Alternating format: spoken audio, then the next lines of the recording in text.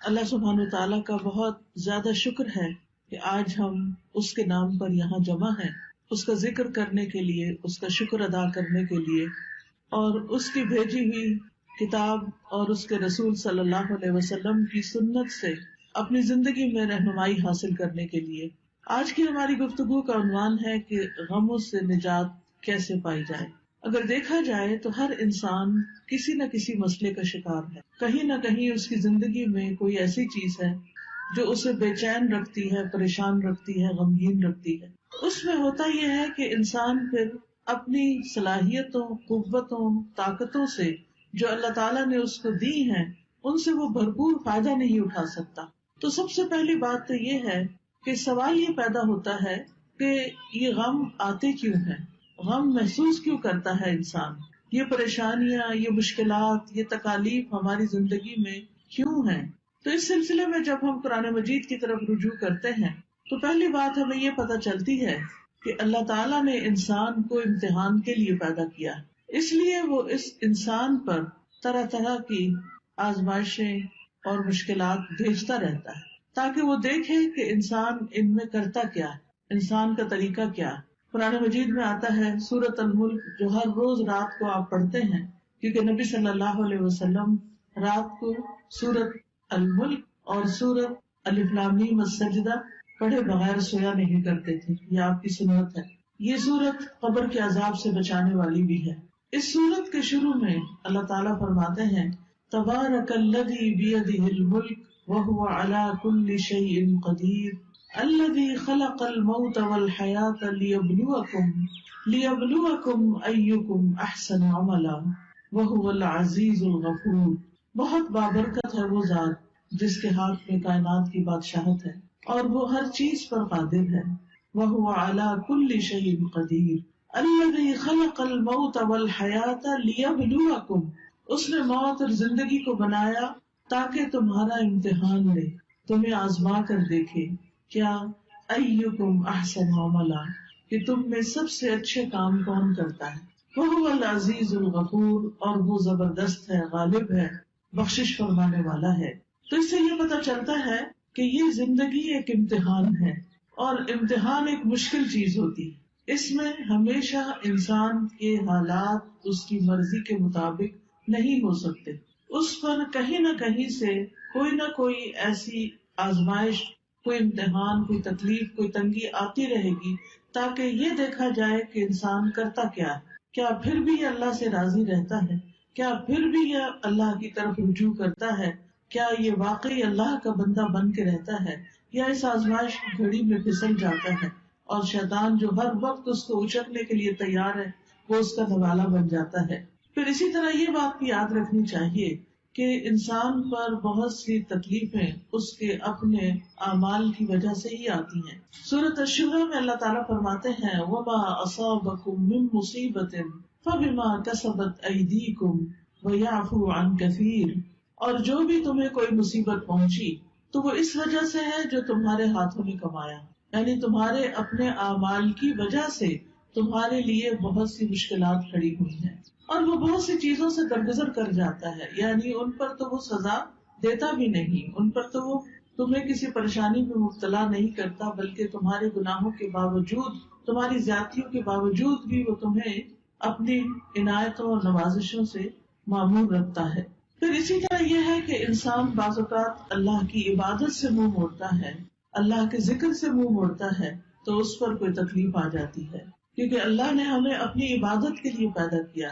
سورۃ الذاریات میں آتا ہے وَمَا خَلَقْتُ الْجِنَّ وَالْإِنسَ إِلَّا لِيَعْبُدُونِ، کہ میں نے جن و انس کو اپنی عبادت کے لیے پیدا کیا ہے۔ تو انسان جب اللہ کی عبادت سے منہ موڑ کر دنیا کا بندہ بننے لگتا ہے تو اللہ تعالیٰ اس کو واپس اپنی طرف لانے کے لیے کسی تکلیف میں مبتلا کرتا ہے تاکہ یہ بندہ اللہ کو یاد کرے۔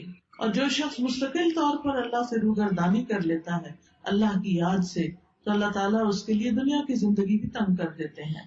اللہ تعالیٰ کا فرمان ہے سورۃ طٰہٰ میں وَمَنْ أَعْرَضَ عَنْ ذِكْرِي فَإِنَّ لَهُ مَعِيشَةً ضَنْكًا وَنَحْشُرُهُ يَوْمَ الْقِيَامَةِ أَعْمَىٰ، جو کوئی میرے ذکر سے منہ موڑے گا میں اس کی زندگی تنگ کر دوں گا اور قیامت کے دن اس کو اندھا اٹھاؤں گا، یعنی اس کی صرف یہ زندگی ہی نہیں پریشانیوں والی ہوگی بلکہ آگے بھی بڑی پریشانی ہے، یعنی اس کے لیے بہت بڑی مشکلات ہیں اگلی زندگی میں بھی.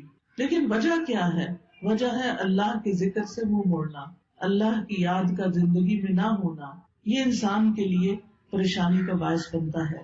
سورۃ الزخرف میں اللہ تعالیٰ فرماتے ہیں من یعش عن ذکر الرحمن نقیض له شیطانا فهو له قرین.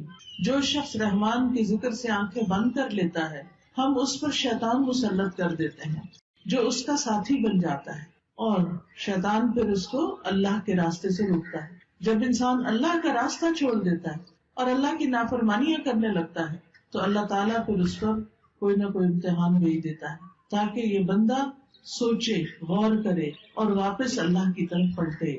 جب انسان اللہ کی عبادت سے روگردانی کرتا ہے تو دنیا میں بھی محتاجی کا شکار رہتا ہے، خواہ اس کے پاس بہت کچھ بھی ہو لیکن اس کے دل کی محتاجی اور پریشانی نہیں جاتی. حدیث میں آتا ہے اللہ سبحانہ وتعالیٰ فرماتے ہیں، حدیث قدسی ہے، صحیح ترمذی کی روایت ہے، اے ابن آدم تم اپنے آپ کو میری عبادت کے لیے فارغ کر لو، میں تمہارے دل کو بے نیازی سے بھر دوں گا اور تمہاری محتاجی دور کر دوں گا. یعنی تم میری عبادت کے لیے وقت نکالو تو میں تمہارے دل کو غنی کر دوں گا. حالات تو نہیں بدلتے مگر دل کی حالت بدل جاتی ہے اللہ کی عبادت سے. دل مضبوط ہو جاتا ہے، دل کے اندر اللہ کا توکل آتا ہے، دل کے اندر ایسا یقین آتا ہے کہ انسان کو بڑی بڑی مشکلات بھی معمولی لگتی ہیں. اور جب دل میں ایمان نہیں ہوتا، توکل نہیں ہوتا، یقین نہیں ہوتا، امید نہیں ہوتی، مایوسی ہوتی ہے تو رائی بھی پہاڑ لگتی ہے. اور اس طرح مشکلات اور مصیبتوں کے پہاڑ ہر طرف اس کو کھڑے نظر آتے ہیں. تو اس کا حل کیا بتایا کہ اگر تم عبادت کرو گے تو میں تمہارے دل کو بے نیازی سے بھر دوں گا، تمہاری محتاجی دور کر دوں گا. لیکن اگر تم ایسا نہیں کرو گے تو میں تمہارے دونوں ہاتھ کاموں میں مشغول کر دوں گا اور اس کے باوجود تمہارا فقر دور نہیں کروں گا. یعنی تم سارا دن کام کرو گے، محنت کرو گے، لیکن پھر بھی تمہاری محتاجی اپنی جگہ کھڑی رہے گی کیونکہ وہ دل کی محتاجی ہوگی، دل کے اندر پریشانی ہوگی. تو یاد رکھیے کہ صرف دنیا کی فکر کرنے سے معاملات سلجھنے کی بجائے بگڑنے لگتے ہیں. صرف دنیا دنیا دنیا، ہر وقت صبح اٹھتے ہی دنیا کی فکر، دن کو دنیا کی فکر، رات کو سوتے ہوئے دنیا کی فکر. تو رسول اللہ صلی اللہ علیہ وسلم نے اس کے بارے میں فرمایا جس شخص کا مقصد اور پریشانی یا غم دنیا کا ہو اور وہ دنیا کا ہی ہو کر رہ جائے اور وہ اسی کی نیت رکھتا ہو تو اللہ تعالیٰ اس کا فقر اس کی آنکھوں کے سامنے کر دیتے، یعنی پھر اللہ تعالیٰ بھی اس کو اس کے حال پر چھوڑ دیتے ہیں. وہ دنیا کے لیے زیادہ کنسرن ہے، زیادہ فکر مند ہے تو اللہ تعالیٰ اس کو اسی کے حوالے کر دیتے ہیں اور اس پر اس کے معاملات بکھیر دیتے ہیں. اس کو سمجھ نہیں آتا کہاں سے شروع کروں اور کہاں پر ختم کروں، اور اس کو اس سے اتنا ہی ملتا ہے جو اس کے لیے لکھ دیا گیا ہو. اور جس شخص کا مقصد اور حرص آخرت ہو اور وہی اس کا ہدف بن جائے اور وہ اسی کی نیت کرتا ہو، یعنی اس کا ہم و غم آخرت ہے کہ کل کیا ہوگا. دنیا کی زندگی تو گزر جائے گی، میرا کل کو کیا بنے گا جب میں اللہ کے حضور پیش ہوگا، وہاں میرا ٹھکانہ کیا ہوگا. جو شخص اس فکر میں مبتلا ہو جاتا ہے تو اللہ تعالیٰ اس کے دل میں غرار ڈال دیتے ہیں، دنیا کی طرف سے اس کا دل مطمئن کر دیتے ہیں، اس کے معاملات کو یکجا کر دیتے ہیں اور اس کو پھر اپنی حاجتوں کے لیے بھاگنا نہیں پڑتا، دنیا ذلیل ہو کر اس کے پاس آتی ہے. تو اس لیے ہم سب کو یہ دیکھنا چاہیے کہ ہم کس چیز کے لیے زیادہ فکر مند ہیں. دنیا تو چند دن کی ہے، دنیا کی حیثیت تو ایک مچھر کے پر برابر بھی نہیں. دنیا کا بڑے سے بڑا نقصان ایسا ہی ہے جیسے مچھر کا پر ٹوٹ کے گر گیا ہو، لیکن اصل نقصان، اصل مشکل، اصل پریشانی تو آخرت کی پریشانی ہے جس کے لیے ہم سب کو فکر مند ہونے کی ضرورت ہے. دنیا کی فکر کرنے والے سے رب کی بے نیازی ہوتی ہے.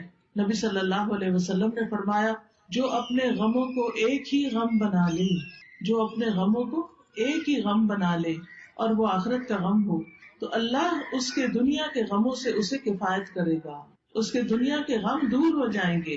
اور جس کو پریشانیاں ادھر ادھر بھٹکا کر لے جائیں اللہ اس کی پرواہ نہیں کرے گا کہ وہ دنیا کی کس وادی میں ہلاک ہو کر دیتا ہے. تو اس لیے غموں سے بچنے کا، غموں سے نجات کا اصل طریقہ کیا ہے کہ دنیا کی بجائے آخرت کی فکر زیادہ لگا لی جائے.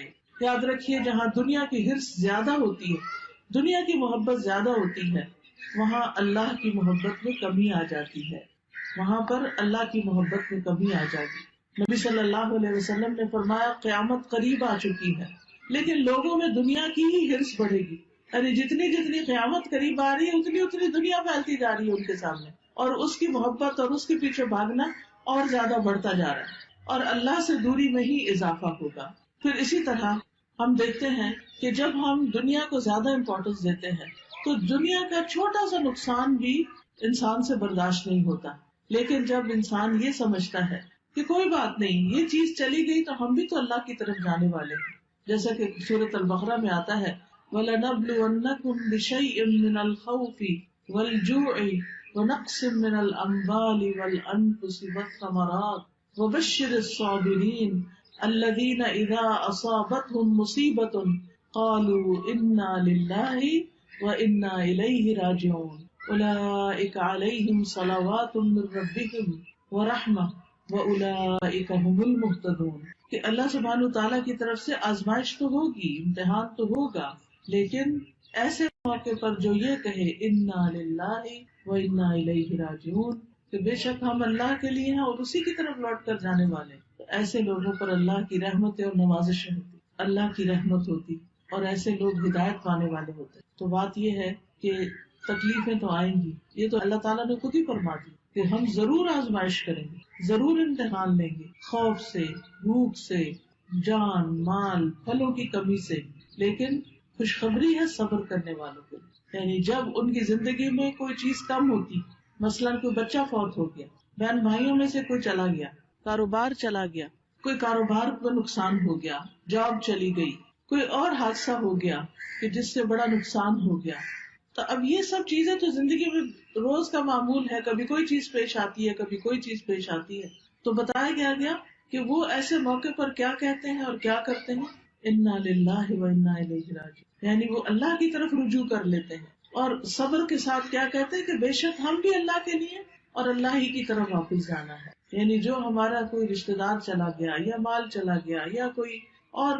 یعنی کہ کوئی کھیتوں میں یا کاروبار میں یا کسی کیے ہوئے کام میں کوئی نقصان ہو گیا، تو وہ کہتے ہیں اس میں بھی کوئی خیر ہوگی، اس میں بھی میرے لیے اجر ہے، اس میں بھی کوئی بھلائی ہے، میرا کوئی پیارا چلا گیا لیکن میں اللہ سے امید نہیں چھوڑوں گی، کیونکہ اللہ ہے نا، حتیٰ کہ اگر کسی عورت کے شوہر بھی فوت ہو جائے اور اگر اس کا اللہ پر بھروسہ ہو تو اس موقع پر بھی اللہ تعالیٰ اس کا دل تھام لیتا ہے، اور وہ کیا سوچتی ہے کہ ایک انسان تو گیا ہے مگر اللہ تو زندہ ہے، اللہ لا الہ الا هو الحی القیوم، اللہ ہے نا، ٹھیک ہے انسانوں کی کمی کوئی انسان اور پوری نہیں کر سکتا، شوہر کی کمی کوئی بھی پوری نہیں کر سکتا، نہ ماں باپ، نہ بہن بھائی، نہ بچے، لیکن اس سے بڑھ کر بھی تو کوئی ہستی ہے نا، اور وہ اللہ کی ہستی ہے، اللہ لا الہ الا ہو، اللہ وہ ذات جس کے سوا کوئی الہ نہیں، الحی جو زندہ ہے، جس کو کبھی موت نہیں آنی، القیوم جو قائم ہے،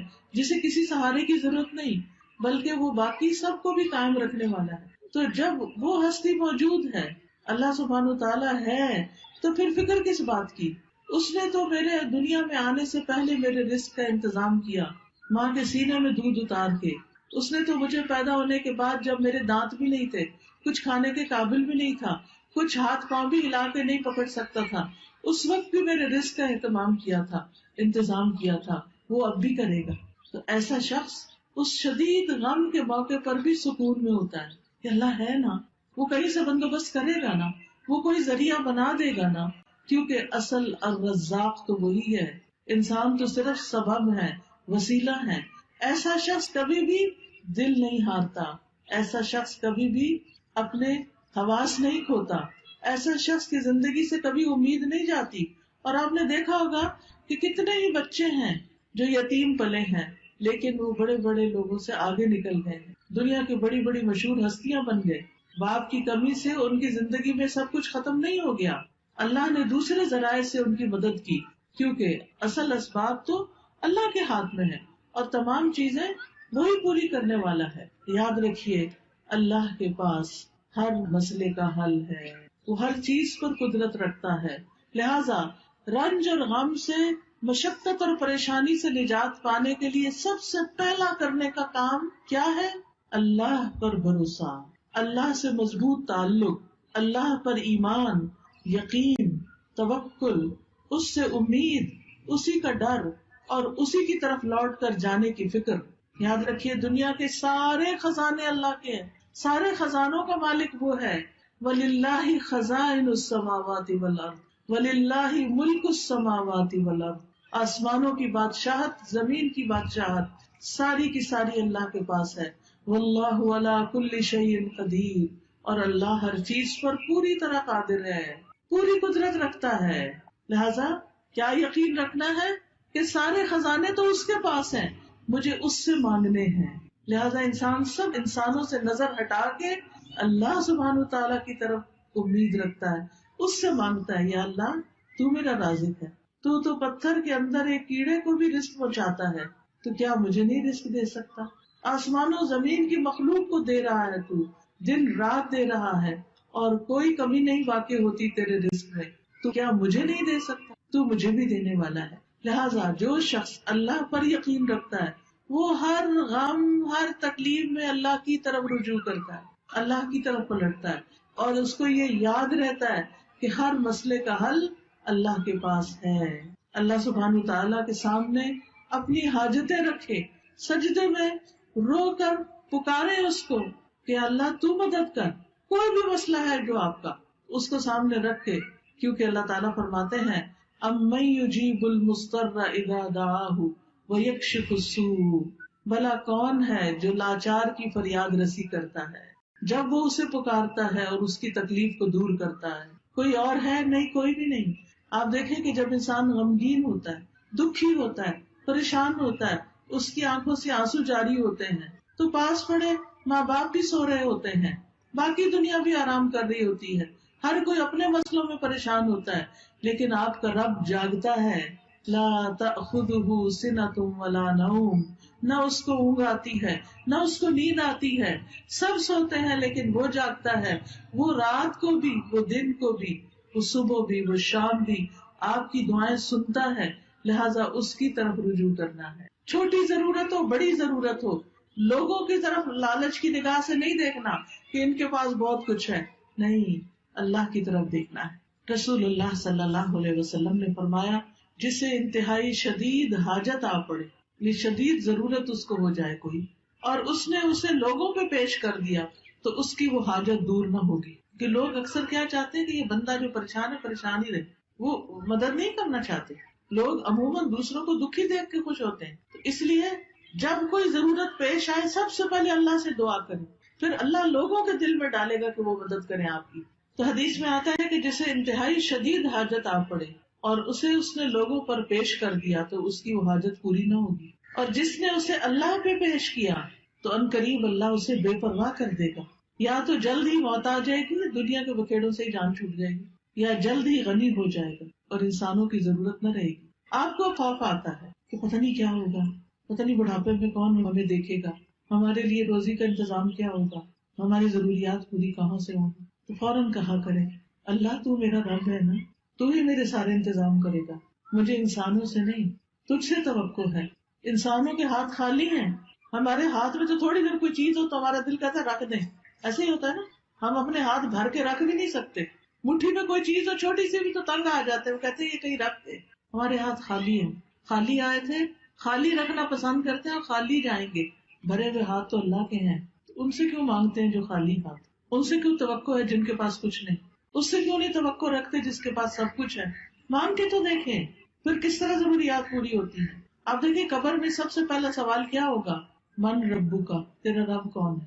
اور رب کون ہوتا ہے؟ جو پیدا بھی کرتا ہے، جو رزق بھی دیتا ہے، جو ساری ضروریات پوری کرتا ہے.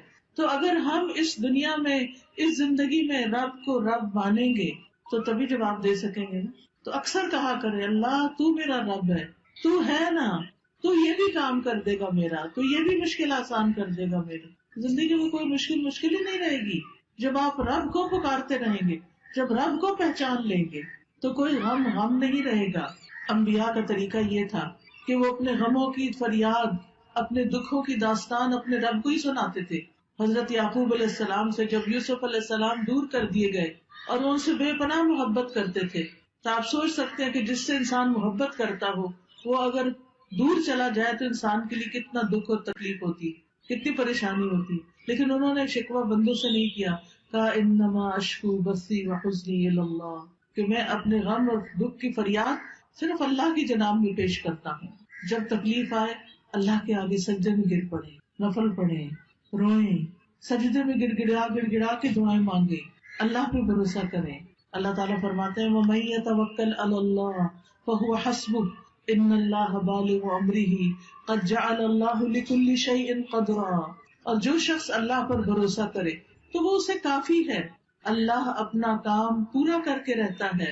بلا شبہ اللہ نے ہر چیز کا ایک اندازہ مقرر کر رکھا ہے، ہر چیز کا ایک وقت ہے. اب مثلاً آپ کے صحن میں اگر بہت بڑا بھی درخت ہے پھل کا، مثلاً آج کل سردیوں کا موسم ہے اور آپ کے صحن میں آم کا بہت بڑا درخت ہے، آپ کے ابھی آم لگ جائیں تو ابھی تو نہیں لگیں گے.